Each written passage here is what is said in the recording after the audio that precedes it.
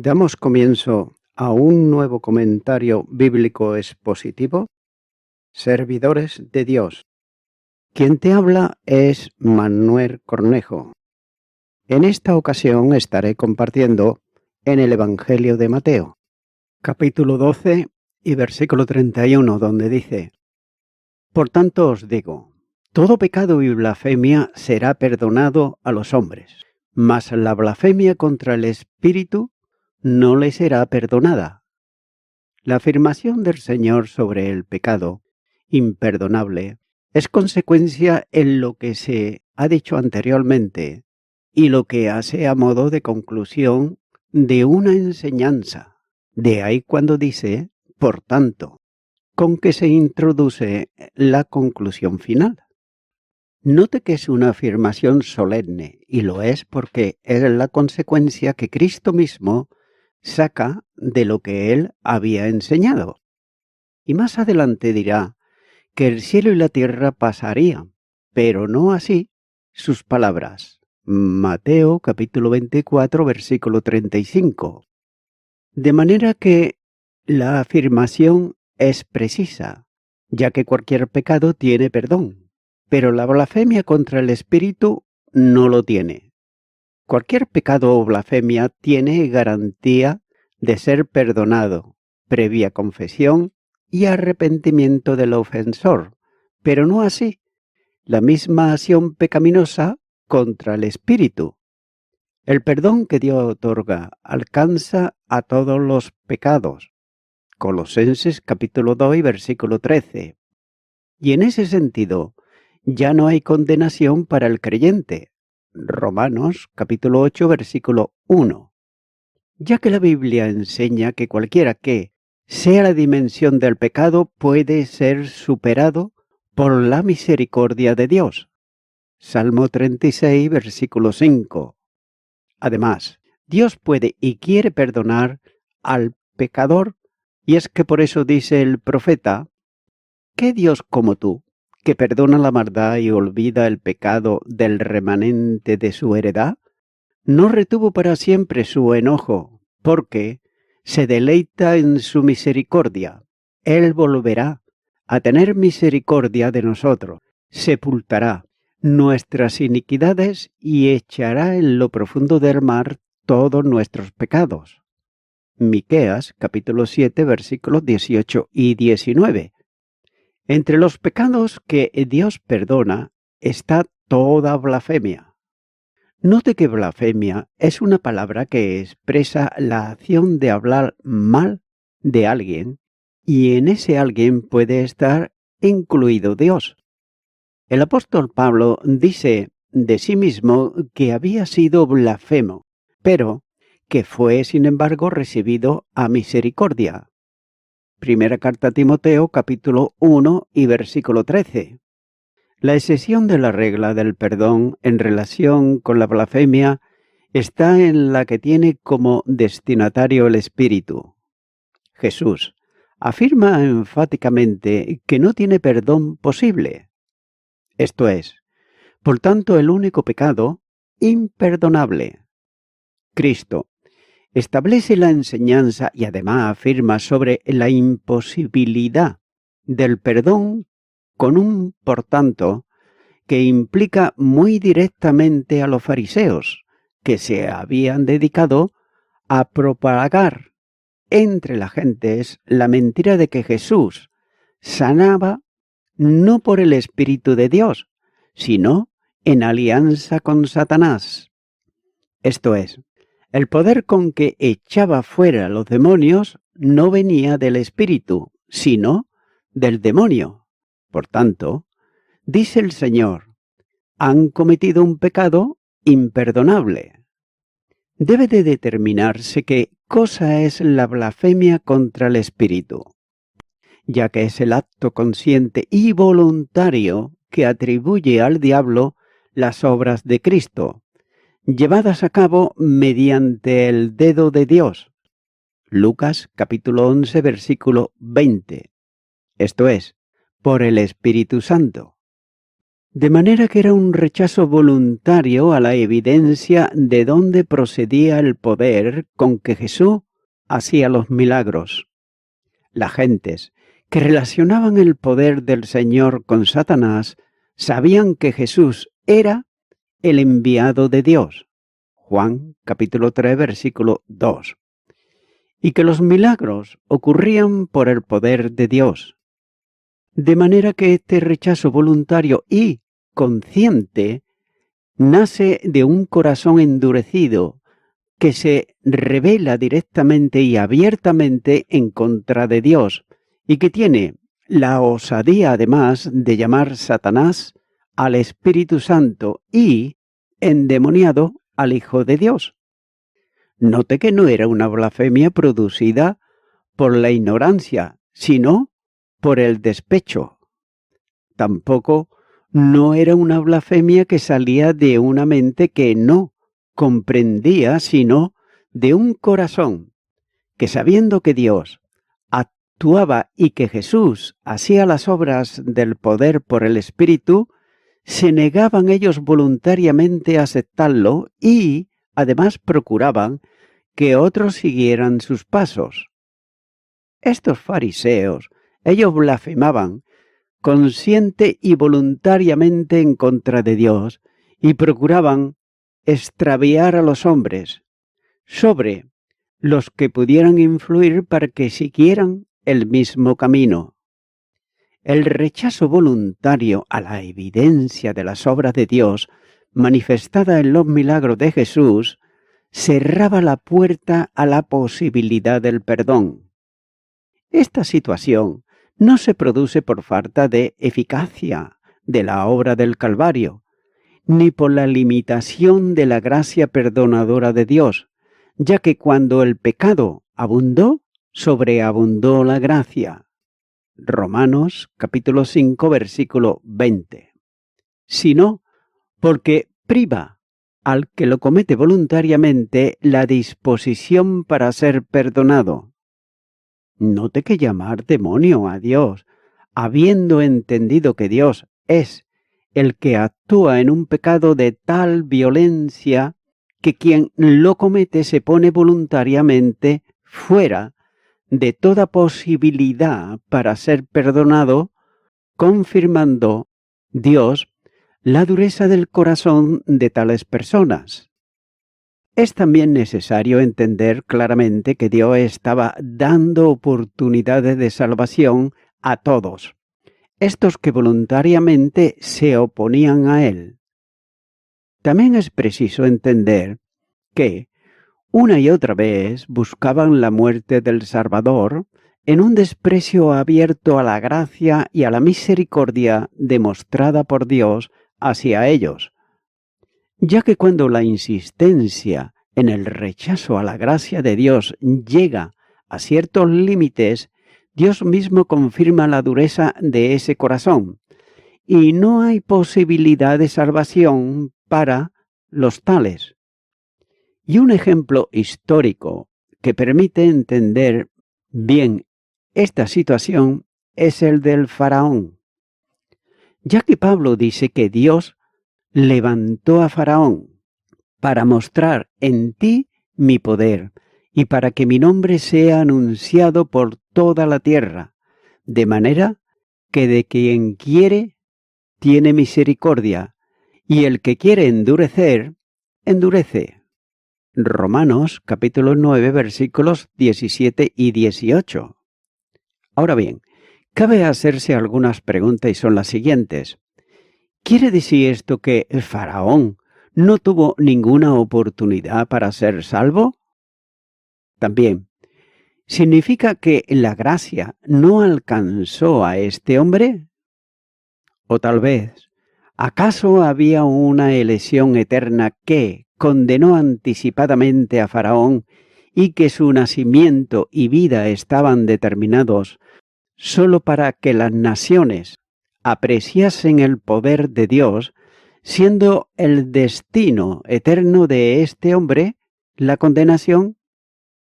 Nótese que todo esto pudiera deducirse de la simple lectura de las palabras del apóstol Pablo en la epístola a los romanos, pero es preciso acudir a todo el contexto de la palabra para entender lo ocurrido. Por otro lado, el relato del Éxodo precisa que a los llamamientos de Dios por medio de las señales que Moisés hacía, Faraón endureció su corazón. No lo hizo una, sino 6 veces. Por ejemplo, en Éxodo capítulo 7, versículo 13, versículo 22, capítulo 8, versículo 15, versículo 19, versículo 32 y capítulo 9, versículo 7. Y además, en la penúltima, el Espíritu deja registrado por medio de Moisés que Faraón endureció aún esta vez su corazón. En la 6ª vez el corazón del Faraón se había endurecido como Moisés escribe. El corazón de Faraón se endureció, es decir, se había hecho definitivamente duro. Éxodo capítulo 9, versículo 7. Y es a partir de la 6ª vez del rechazo a Dios que Él interviene endureciendo el corazón de Faraón, es decir, confirmando divinamente la resistencia de un corazón rebelde. Éxodo capítulo 9, versículo 12 dice: Pero Jehová endureció el corazón de Faraón y no lo oyó, como Jehová lo había dicho a Moisés. También de la misma manera ocurrió con el pueblo de Israel, que conociendo por las señales la realidad de Jesús como el Mesías y Salvador, enviado por Dios, lo rechazaron, siendo endurecidos judicialmente por Dios, para que no pudiesen creer y se salvasen. Juan capítulo 12, versículos 37 al 41. Y en esta condición está el pecado de blasfemia contra el Espíritu, por lo que Jesús afirmó que no tiene salvación. El Dios que da gracia también es soberano para endurecer, y cuando Él lo hace, no hay posibilidad alguna de salvación. Tampoco debe de olvidarse que en el proceso de salvación, desde su planificación eterna hasta su ejecución y aplicación, se produce por la acción de Dios. La fe salvífica es generada por Dios, que la da al pecador y se convierte en una actividad del hombre cuando éste la deposita en el Salvador. Continúa ahora con el versículo 32, donde dice: A cualquiera que dijere alguna palabra contra el Hijo del Hombre, le será perdonado, pero al que hable contra el Espíritu Santo no le será perdonado, ni en este siglo ni en el venidero. Aquí el Señor está enfatizando la advertencia solemne del pecado contra el Espíritu Santo, reiterándola mediante un contraste al decir que una palabra dicha contra el Hijo del Hombre tendrá perdón, pero no la tendrá si es contra el Espíritu Santo. Pero el que hable contra el Espíritu Santo no le será perdonado, ni en este siglo ni en el venidero. Entonces, ¿es menor el Hijo que el Espíritu? La única respuesta es un rotundo no, ya que no existe diferencia alguna entre la dignidad y deidad de las 3 personas divinas. El Padre, el Hijo y el Espíritu son eternamente Dios en la infinita igualdad dentro de la distinción de personas, en el seno trinitario. El Hijo es tan Dios como el Padre y como el Espíritu. Entonces, ¿por qué esa diferencia en cuanto al perdón? Debe de tenerse siempre presente el contexto histórico de las palabras de Jesús. Las gentes, ellas dudaban de si Él era el esperado hijo de David o no. Versículo 23. Y aparentemente el Señor era solo un hombre, como los demás, sin duda con un poder superior y una gracia mayor que cualquier otro en la historia de Israel y de la humanidad. Pero note que, sin embargo, las gentes instruidas parcialmente sobre el Mesías, ellos esperaban un libertador y se encontraron con un hombre manso y humilde, que no disputaba ni alzaba su voz, de manera que era tan semejante a los hombres que las gentes lo identificaban más como un gran profeta que con el Mesías. Decir una palabra de duda contra él representaba algo que pudiera ser considerado como una falta de visión hacia la persona de Jesús.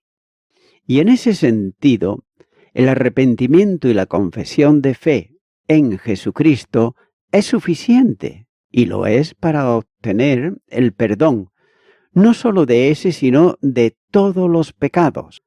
Romanos, capítulo 10 y los versículos 9 al 11 dice: que si confesares con tu boca que Jesús es el Señor y creyeres en tu corazón que Dios lo levantó de los muertos, serás salvo. Porque con el corazón se cree para justicia, pero con la boca se confiesa para salvación, pues la Escritura dice: todo aquel que en él creyere no será avergonzado. Y nótese que tal vez fuese el caso de Pablo, el perseguidor de la Iglesia y por tanto de Jesús, que en arrepentimiento aceptó a Jesús como el Hijo de Dios y recibió en él el perdón de pecados. Pero blasfemar contra el Espíritu equivale a negar la evidencia absoluta de su deidad y llamarle Satanás cuando estaba realizando obras que nadie podía dudar que se obraban por la acción omnipotente de Dios. La gravedad de ese pecado se encierra en la advertencia solemne de Jesús, que advierte que no podía ser perdonado ni en el tiempo presente literalmente, es decir, en esta época, ni en el futuro, empleando aquí un hebraísmo, ni en este siglo, ni en el venidero, equivalente a decir en ningún tiempo. Y note que esta tremenda situación lleva a formularle la pregunta, y ¿es posible cometer un pecado imperdonable? También, ¿hay algún pecado hoy que no tenga perdón? Y además, ¿es posible cometer hoy el pecado contra el Espíritu Santo y perderse eternamente? Nótese que algunos consideran que este pecado imperdonable puede cometerse hoy y que es aquel de quien Juan en su epístola llama pecado de muerte. Primera carta de Juan, capítulo 5, versículo 16. Pero en modo alguno puede establecerse la identidad entre ambos, ya que Juan escribe sobre un creyente, el que se llama hermano, que comete algún pecado que no sea literalmente, es decir, a muerte por el que se debe de interceder, y Dios le dará vida, pero también él mismo puede cometer otro tipo de pecado a muerte, por el cual Juan dice que no debe de pedirse porque la disciplina final es siempre a muerte. En su momento se estudiará este versículo, pero baste aquí indicar que el apóstol está escribiendo sobre un pecado cuya consecuencia es la pérdida de la vida física. La primera carta a los Corintios, capítulo 5 y los versículos 4 y 5 dice: en el nombre de nuestro Señor Jesucristo, reunido vosotros y mi espíritu con el poder de nuestro Señor Jesucristo, el tal sea entregado a Satanás para destrucción de la carne, a fin de que el espíritu sea salvo en el día del Señor Jesús. Tengas en cuenta que Dios, en su gracia para evitar que sea condenado con el mundo, lo lleva a su presencia por medio de la muerte física. debe de entenderse bien el contexto histórico de la advertencia solemne de Jesús sobre el pecado contra el Espíritu Santo. Al considerarlo, debe de advertirse que no puede repetirse hoy. Para que pudiera producirse, debería estar literalmente el Mesías obrando milagros, y que, entendiendo que eran hechos por el poder del Espíritu, se le atribuyen a Satanás. De manera que las circunstancias que concurrían entonces para que pudiera darse el pecado de blasfemia contra el Espíritu Santo no pueden darse en el día de hoy. Por tanto, el pecado no puede cometerse ahora. Algunos alegorizan el texto para aplicarlo al que resiste el llamado de Dios y el poder de su gracia, considerando que, en cierta medida, es una resistencia al Espíritu Santo. Pero no cabe duda que negarse a creer es desobedecer a Dios, por cuya desobediencia el pecador se pierde eternamente. Note, Juan capítulo 3, versículo 36 dice: El que cree en el Hijo tiene vida eterna, pero el que rehúsa creer en el Hijo no verá la vida, sino que la ira de Dios está sobre él. Y en ese sentido, el único pecado imperdonable es negarse a creer y rechazar el perdón de Dios. Con todo, cuando alguna persona siente íntimamente haber cometido el pecado contra el Espíritu, es evidencia cierta de no haberlo cometido, por cuanto su corazón no está endurecido ante Dios. Y también, una advertencia más tiene que ver con la última cláusula del versículo, en la que Jesús afirma que el pecado no puede ser perdonado ni en este siglo ni en el venidero.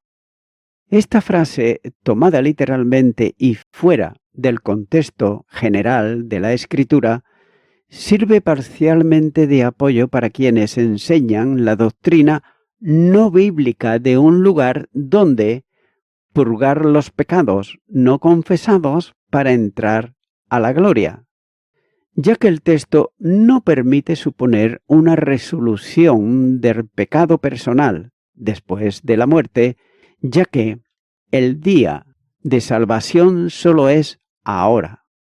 La segunda carta a los Corintios, capítulo 5, versículo 20, dice: Así que somos embajadores en nombre de Cristo, como si Dios rogase por medio de nosotros.